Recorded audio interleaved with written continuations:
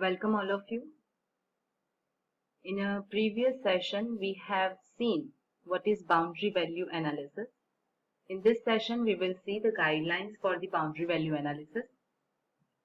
First guideline is if an input condition specify a range bounded by value A and B, test cases should be designed with values A and B itself as well as values just above and just below A and B.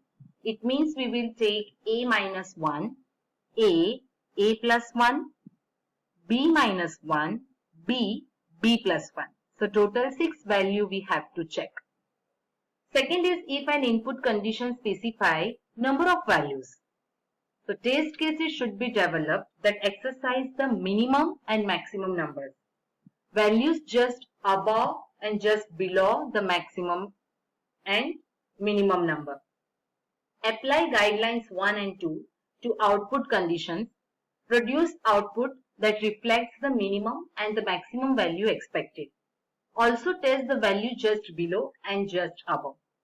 If internal program data structure have prescribed boundaries, for example, if it is an array, design a test case to exercise the data structure at its minimum and maximum boundaries.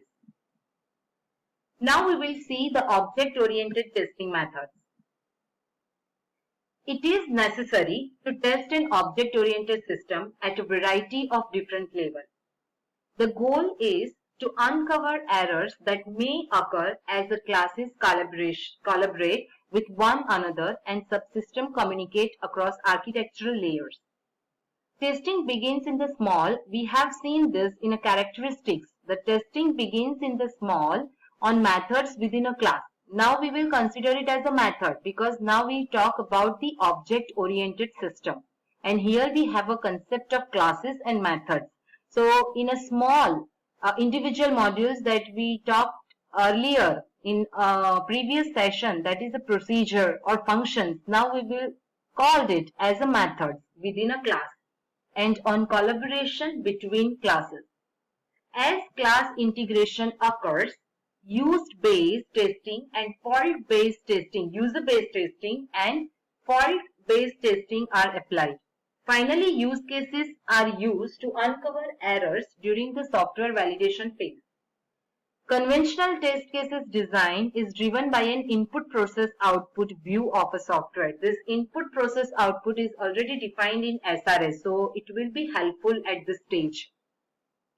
Object-oriented testing focuses on designing appropriate sequences of methods to exercise the state of a class.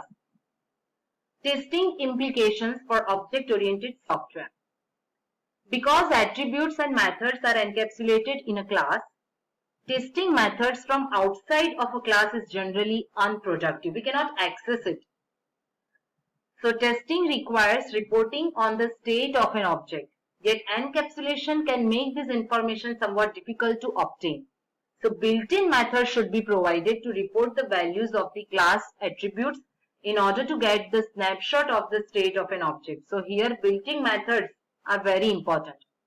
Inheritance required retesting of each new context of usage for a classes. If a subclass is used in an entirely different context than the superclass test cases will have little applicability and a new set of tests must be designed. Now, applicability of the conventional testing methods. White box testing can be applied to the operations defined in a class. Here we can apply the basic path testing and loop testing. That will help to ensure that every statement in a method has been tested once. And black box testing method are also appropriate. Use cases can provide the useful input in the design of a black box testing. Now we will see what is a fault-based testing.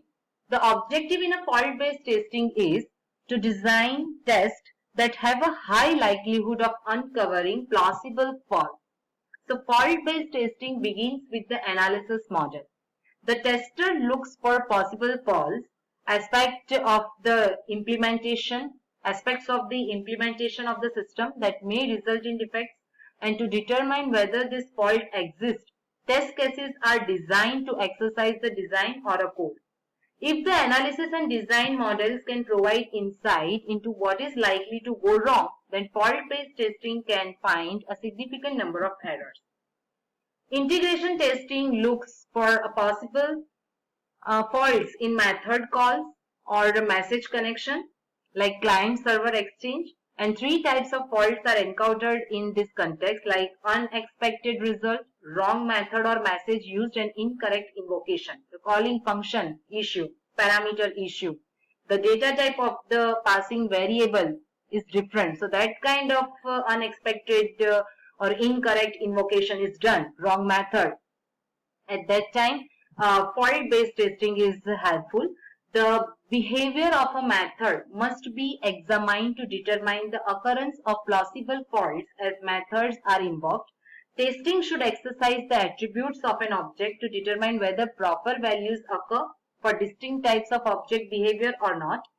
The focus of integration testing is to determine whether errors exist in the calling code, not the called code. So fault-based testing versus scenario-based testing. Fault-based testing misses two main types of error. That is incorrect specification. We are not checking with respect to SRS. So incorrect specification, subsystem doesn't do what the user wants. That is not at all tested over here. Interaction among subsystems. So that is behavior of one subsystem creates the circumstances that cause another subsystem to fail. So that thing is not tested when we use a fault-based testing, and hence we have a scenario-based testing. So a solution to this problem is scenario-based testing. It concentrates on what the user does, not what the product does. This means capturing the task via use cases that the user has to perform, then applying them as a test. Scenario-based testing tends to exercise multiple subsystems in a single test. Another testing is a random order testing, and it done at the class level. So certain methods in a class may constitute a minimum behavioral life history of an object. For example, open, seek, read, close when we do work with the file system. So consequently, they may have implicit order dependency or expectations designed into them. Using the method for a class, a variety of method sequences are generated randomly and then executed. The goal is to detect this order dependency or expectation and make appropriate adjustment to the design of the methods.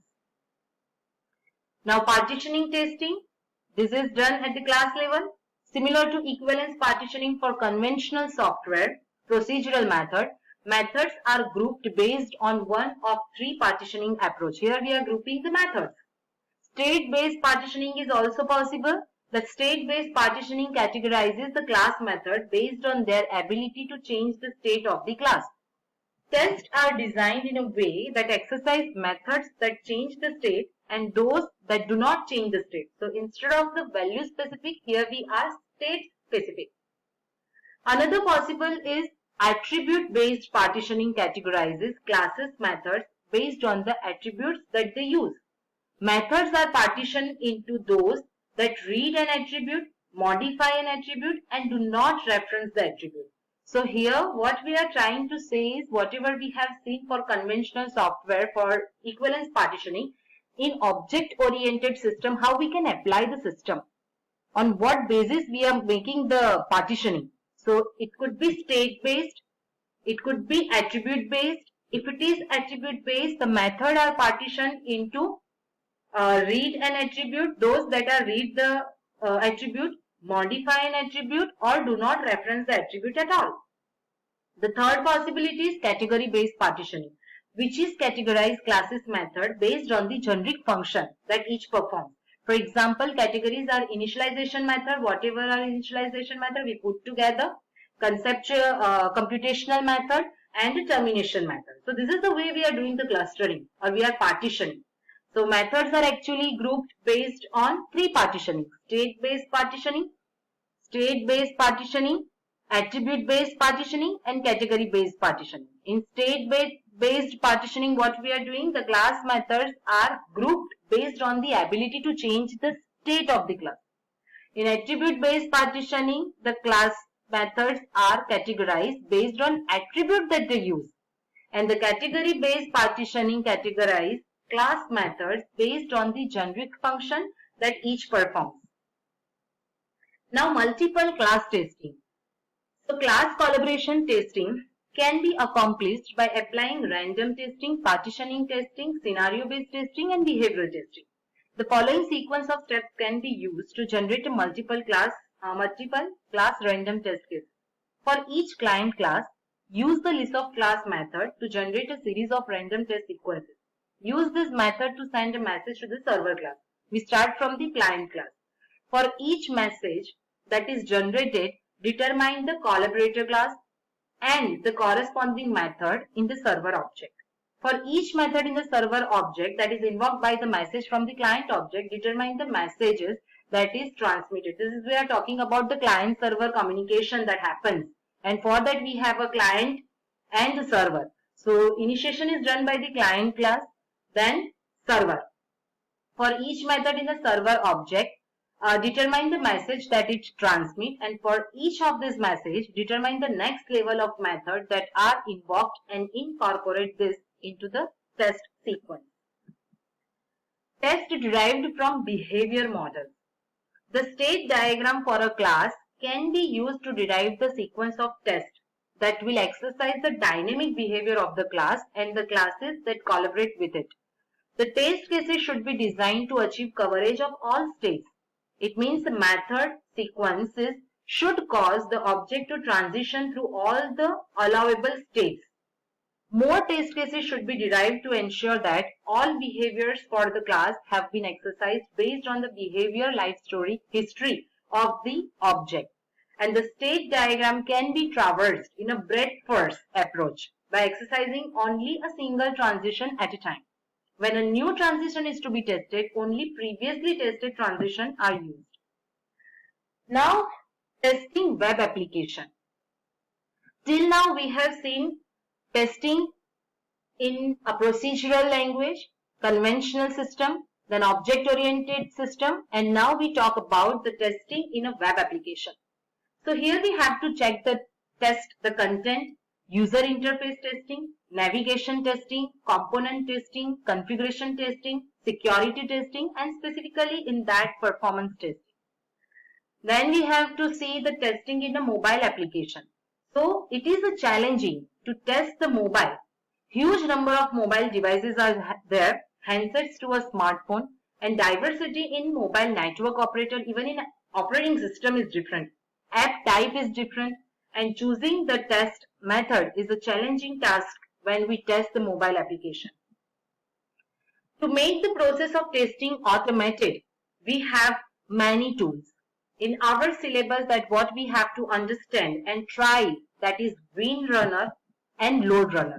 So WinRunner has following features: automatic recovery, silent installation, support for various environments, cost effective, support multiple data combination and multiple verification. On the other hand, LoadRunner has monitoring and analysis interfaces, support languages such as C, Java and Visual Basic. No need to install GUI generated scripts. So quickly point out the effect of the WAN on application, reliability, performance and response time. You have to prepare a short note for WinRunner and LoadRunner. Thank you. That's all for this session.